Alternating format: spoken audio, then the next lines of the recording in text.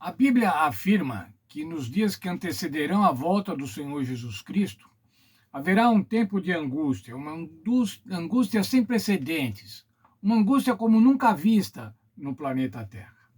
Veja o texto de Apocalipse 22, versos 11 e 12. Quem é injusto, faça injustiça ainda. Quem é sujo, suje-se ainda. Quem é justo, faça justiça ainda. E quem é santo, santifique-se ainda. Eis que venho cedo. A minha recompensa está comigo para dar a cada um segundo a sua obra. Essa frase, irmãos, quem é sujo, continue sujo. Quem é injusto, continua injusto. E, ao contrário, aquele que é justo continua fazendo a justiça, e quem é santo, santifique-se. Isso significa o fechamento da porta da graça. Nesta ocasião, cada ser humano já tomou a sua decisão, junto com Cristo ou contrária a Cristo.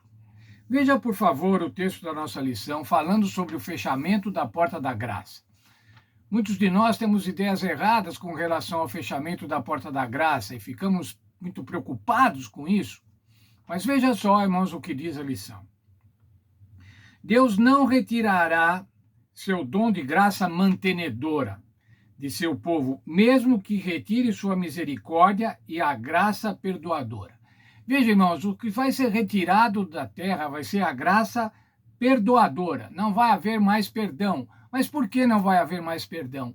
Porque esses seres humanos já decidiram, de uma maneira imutável, não estar ao lado do Senhor Jesus. E então, neste momento, o Senhor Jesus vai retirar a sua graça perdoadora. Mas veja, esse ponto é de extrema relevância. Vai ser retirada a graça perdoadora, mas a graça mantenedora, aquela graça que mantém os fiéis, que mantém os santos, essa permanece. O fechamento da porta da graça não significa que o amor e a graça de Deus pela humanidade atingiram um limite ou que se esgotou. O Senhor nunca deixa de ser o Deus de amor, justiça e graça descrito na Bíblia.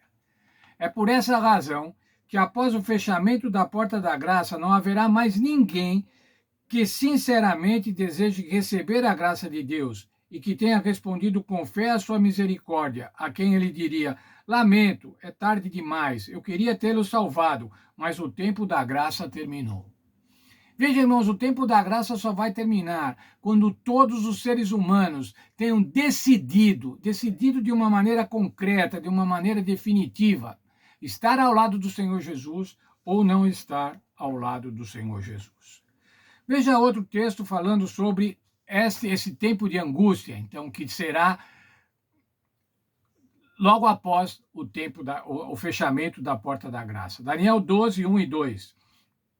Miguel, Cristo, o grande príncipe, protegerá o seu povo. Haverá um tempo de angústia como nunca houve, o livramento do povo de Deus, descrito no livro da vida. Junto com esse tempo de angústia, irmãos, logo vai haver o livramento do povo de Deus, ou seja, todos aqueles que estiverem com o nome inscrito no livro da vida. E vai haver então a ressurreição para a vida eterna, ou vergonha e desprezo eterno. Veja ainda o texto de Jeremias falando sobre esse tempo de graça. É um tempo que tem voz de tremor e não de paz. Homens com dores de parto. O que quer dizer isso, irmãos? Homens com dores de parto. Não dá para explicar a angústia. Não dá para explicar um homem com dor de parto.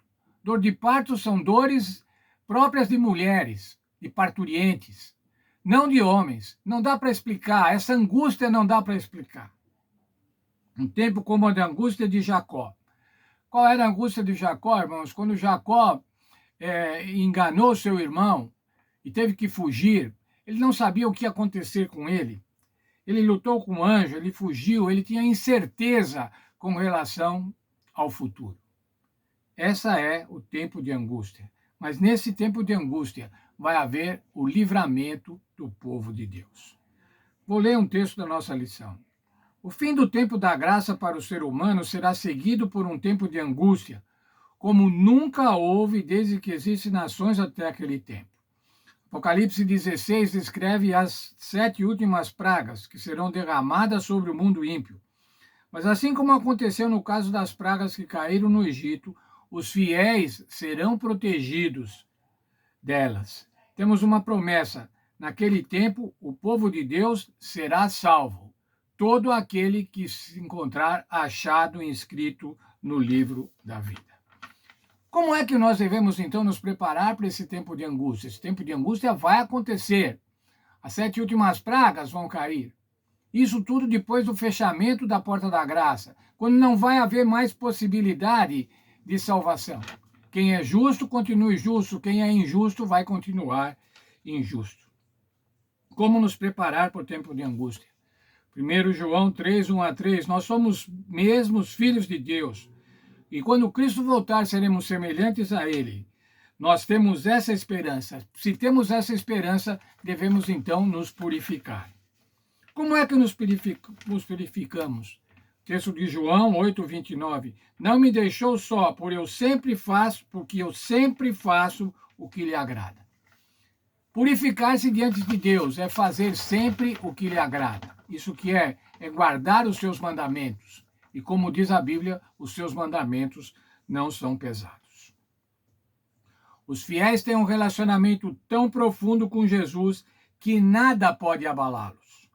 O desejo deles é agradar o Senhor, de modo que, por meio do Espírito Santo, eles tenham a pureza divina. É praticar, irmãos, praticar a vontade de Deus. A Bíblia não nos deixa aflitos, apreensivos com relação ao tempo de angústia. Ela apresenta promessas tranquilizadoras. Promessas na Bíblia que nos tranquilizam e nos tranquilizarão no tempo de angústia. Salmo 27:5. No dia da adversidade, ele me esconderá no seu pavilhão, por-me-á sobre uma rocha. Promessa do Senhor Deus. No dia da angústia, ele vai nos proteger. Veja agora, irmãos, 2 belíssimos textos, Salmo 91, 1-11. Eu vou separar alguns desses versos, não vou lê-los todos. O que habita no esconderijo do Altíssimo descansará à sombra do Onipotente. Diz ao Senhor, meu refúgio e meu baluarte, Deus meu em quem confio. O Senhor é o baluarte, o Senhor é o nosso refúgio. O verso 4 de Salmo 91 é um belíssimo verso que diz assim, cobrir-te-á com as suas penas e sob as suas asas estará seguro. Veja que bela figura de linguagem, irmãos. O Senhor agora está falando assim, eu vou proteger você como uma ave protege os seus filhotinhos, sob as suas asas. Um carinho, um cuidado, um lugar quentinho. É assim que o Senhor vai proteger os seus filhos no tempo de angústia. O verso 7 diz assim, cai 1.000 ao teu lado e 10.000 à tua direita, tu não serás atingido. O Senhor está falando isso. Você não vai ser atingido no tempo de angústia. Ainda no verso 9, o Senhor é o meu refúgio, fizesse do Altíssimo a tua morada. E o verso 11, irmãos, que nos dá uma tranquilidade diária, uma tranquilidade total. Porque aos seus anjos dará ordens a teu respeito para que te guardem em todos os teus caminhos. Os anjos de Deus, irmãos, estão comissionados para cuidar de cada um dos filhos de Deus, para cuidar de mim, para cuidar de cada um de vocês, para cuidar dos nossos filhos, dos nossos netos.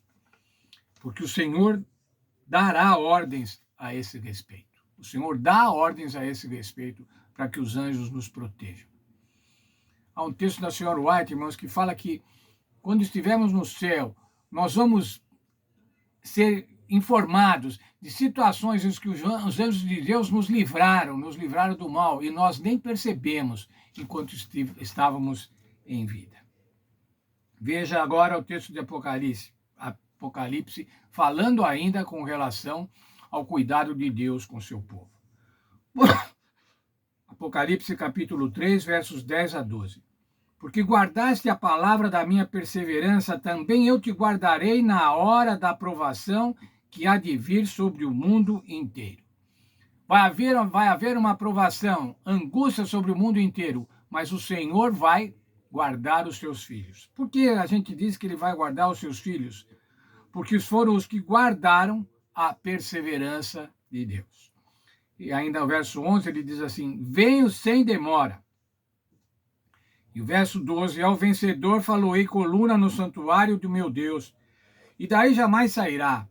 Gravarei também sobre ele o meu nome, o nome de Deus, o nome da cidade do meu Deus, a nova Jerusalém, que desce do céu, vinda da parte do meu Deus e do meu novo nome.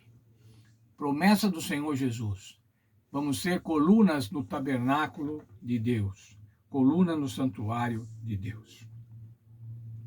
Temos a graça, irmãos, atualmente temos a graça salvadora, a graça perdoadora. Mas quando essa graça não tiver mais, e estiver no tempo de angústia, nós vamos continuar tendo a graça mantenedora, aquela graça que nos dá tranquilidade, aquela graça que não nos deixa aflitos.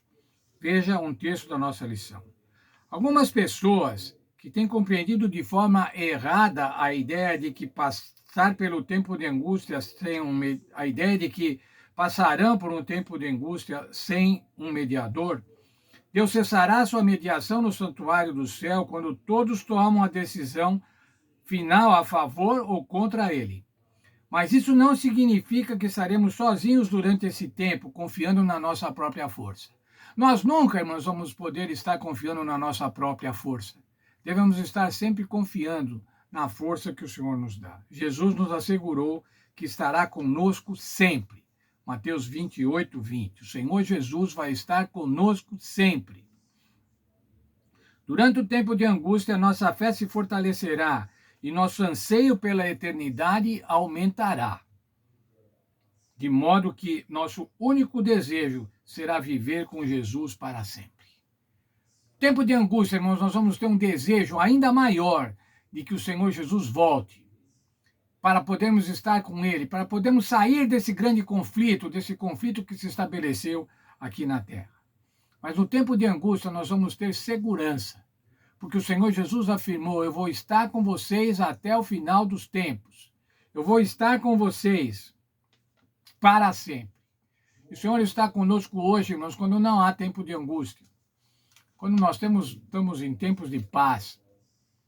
Mas o Senhor vai estar conosco também quando esses tempos mudarem. Se esses tempos mudarem, irmãos, enquanto nós ainda estivermos vivos, devemos estar tranquilos, porque o Senhor vai estar conosco. Eis que eu estou convosco todos os dias. Deus abençoe e dê tranquilidade e segurança para cada um de nós.